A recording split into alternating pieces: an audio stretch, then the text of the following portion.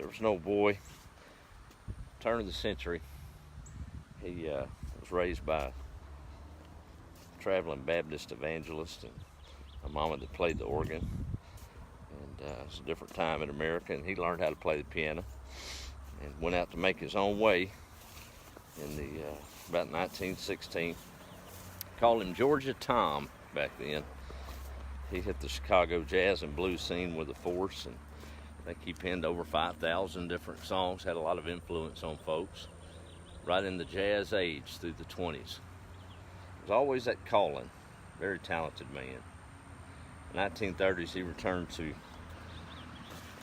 life's direction, had moved him in a way to where he left that scene behind and began to focus his thoughts on eternal truths and began to pen some gospel songs, leaving jazz behind. I guess that was about 1932.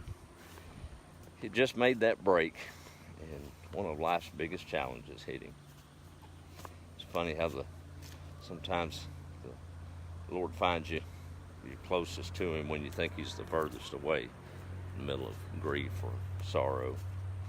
But he had traveled to, I believe it was Atlanta, to perform a solo gospel concert there to Revival. When he got a telegram, it said his wife had died. That's all it said. She was with child, their first son. He traveled back to discover his wife and unborn son had both died. Unbelievable tragedy.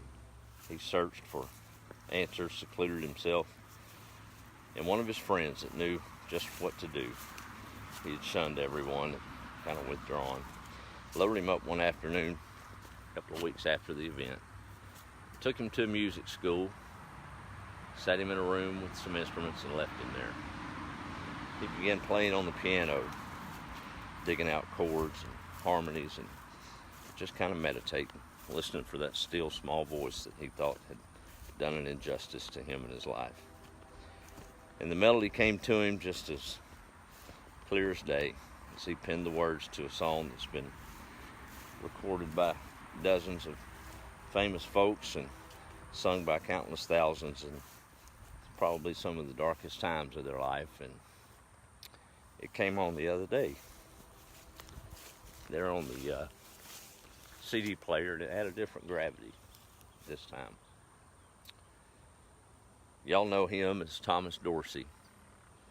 He penned the song Peace in the Valley and Precious Lord Take My Hand. And as that song Precious Lord began to fill that little hospice room with my mother laying there full of faith, just came overwhelming knowing that we've got a promise with our Father that He'll be there for us through these dark times that we consider as she prepares to go home. And it's a beautiful thing. Even in her waning times, I'd stop by on the way to church and gave her a kiss on the forehead, and she kind of came to and looked at me, and she said, "I'm praying for you." Something about a godly mother, y'all. But it's tough seeing them pass. It's tough seeing them fade. There's no really good exit on us, I guess. But sure am thankful of the heritage that was instilled in me. Listen to that song with new gravitas in the wake of that, and knowing where it originated from. Horrible, horrible tragedy of losing a spouse and your son. He wrote over 1,000 more good gospel songs that fill a lot of our hymnals today. I read where he passed of Alzheimer's in 1993. So it's good to listen to that still small voice sometimes when it's the darkest. Maybe there's a light on the other side if we'll just stop and listen and lean on him. 14 eggs tonight, y'all, and all is well.